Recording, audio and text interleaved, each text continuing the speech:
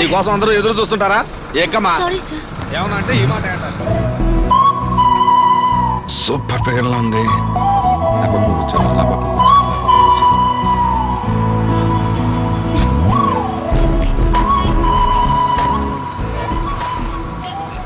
Ticket.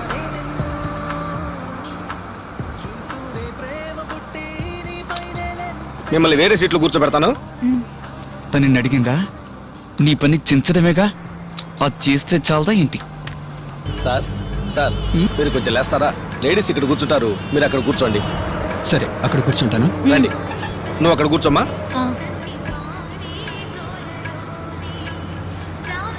Sir, కొంచెం window సీట్లో కూర్చుంటారా? అలాగే, థ్యాంక్స్.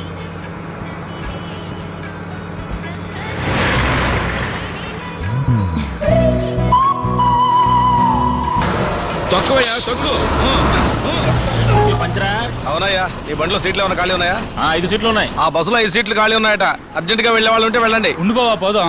లేదు బావా, నేను తొందరగా వెళ్ళాలి, నువ్వు తర్వాత రా.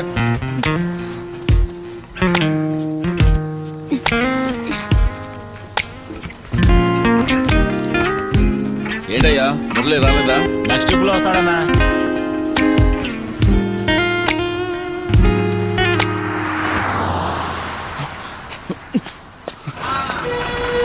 పద, రైట్ రైట్ రైట్.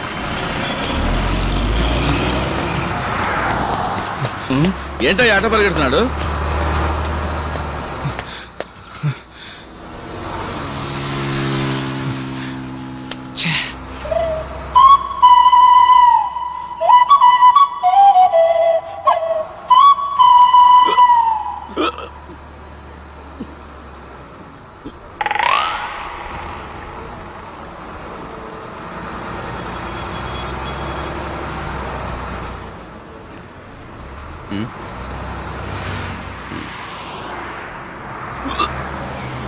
కండక్టర్ గారు, బస్ ఆపండి.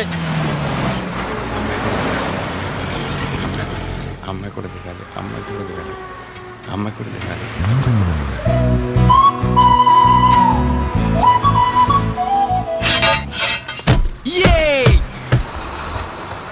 హలో, నా పేరు రమేష్ అండి. Bharat engineering college final year అండి. హాస్టల్లోనే అండి. నా నెంబరా? నా నెంబర్ 9848-478-476. హలో హలో, కట్ అయింది. హలో, అవునండి, నా పేరు పూజానే. ఎంజీఐటి కాలేజ్లో BE ఫైనల్ ఇయర్. ఊరు కోదాడా. నాన్న స్కూల్ టీచర్. నా ఫోన్ నంబర్ 9848-114845. అవునండి, 4845. ఏమండి, ఇదంతా ఎందుకు చెప్తున్నానా? ఏ మీరు చెప్తే నేను చెప్పకూడదా?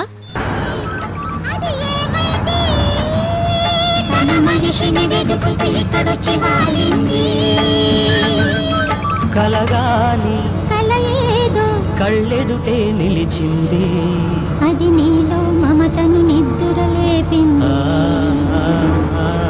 అరే ఏమైంది, ఒక మనసు రెక్కలొచ్చి ఎక్కడికి ఎగిరింది, అది ఏమైంది?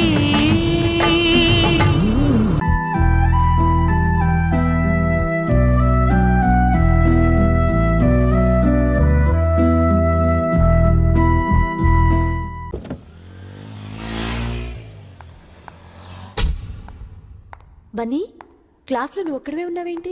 అందరూ సినిమాకి వెళ్ళారు. అదేంటి? ఇవాళ నా పుట్టినరోజు, ట్రీట్ ఇస్తే వెళ్ళారు.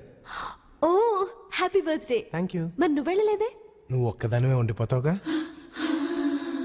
పర్లేదు, నువ్వు వెళ్ళు. అంటే నేను ఒక్కడనే వెళ్ళాల్సి వస్తుందిగా. వెళ్తే వాళ్ళందరూ అక్కడ ఉంటారుగా. మేమందరం అక్కడ ఉంటే నువ్వు ఒక్కదానివే ఇక్కడ ఉండిపోతావుగా. దీని అర్థం నన్ను రమ్మనా? నాకు ఇలాంటివి అస్సలు నచ్చవు.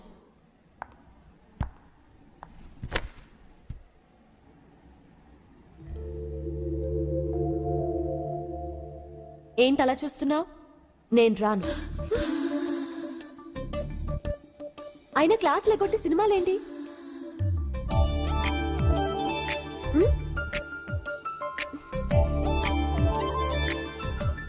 బన్నీ, బయట మా రౌడీలంతా ఉంటే ఎలా వెళ్తావు?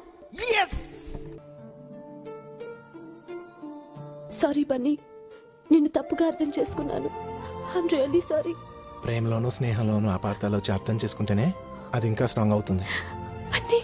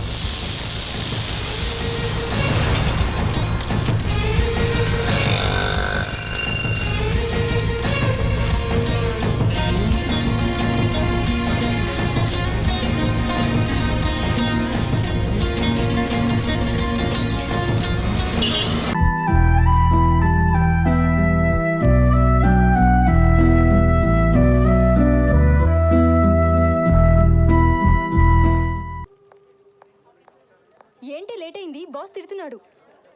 వాణ్ణి నిన్ను కలిపి పొడిచి పాడదొబ్బుతా. వెళ్ళ.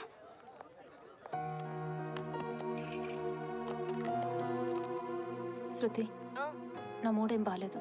కాల్స్ ఏం ఫార్వర్డ్ చేయకు. ఏమైంది? ఏం లేదులే, బాయ్.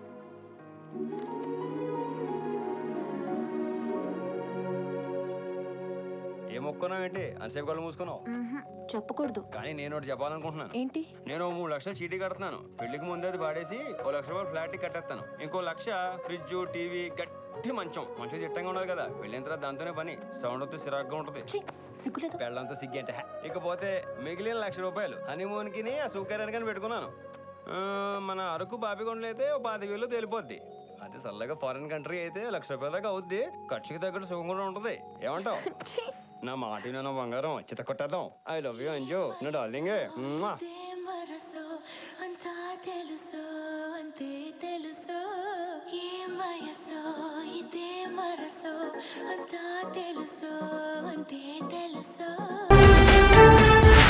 అసలేంటే మీ ఆడాళ్ళ గొప్పతనం?